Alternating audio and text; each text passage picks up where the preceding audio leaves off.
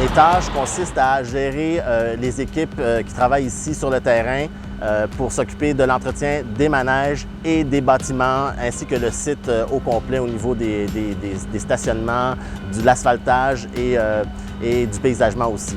En gros, je dirige une équipe d'à peu près 70 personnes réparties sur une dizaine de corps de métier. Et donc, au niveau des manèges, on retrouve principalement des mécaniciens et des électrotechniciens qui s'affairent à faire l'entretien préventif et curatif des manèges. Tous les manèges sont inspectés tous les jours et les équipes de mécanos et d'électrotechniciens passent de 1 à 2 heures sur les manèges principaux qui sont les montagnes russes. Et donc, ils font une inspection principalement visuelle. Ils font des tests évidemment de fonctionnement aussi sur les manèges.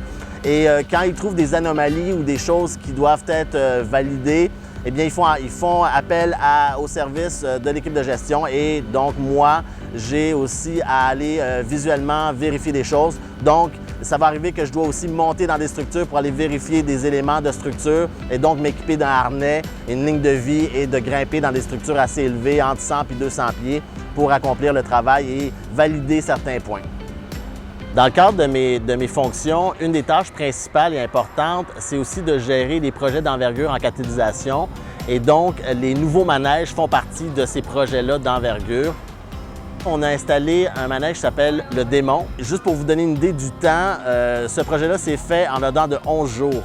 Du moment qu'on a reçu les conteneurs jusqu'à temps qu'on a parti de manège avec un arrière-plan déjà installé et des décors déjà installés.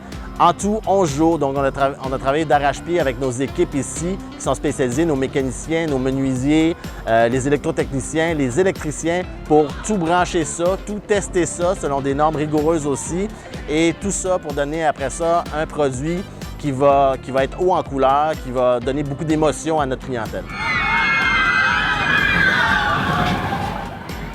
Quand j'étais jeune, ma mère me disait que je jouais beaucoup trop au Lego. Je faisais des constructions qui ne finissaient jamais. Mes professeurs me disaient toujours que j'aimais beaucoup jouer. J'aimais peut-être trop jouer, que ça allait peut-être me nuire dans le futur. Et là, en fin de compte, tout ça m'a amené à finalement travailler pour un parc d'amusement où est-ce que je combine dans le fond le meilleur des deux mondes, c'est-à-dire le jeu, les attractions, les manèges et les aspects techniques là, qui viennent avec la formation d'ingénieur.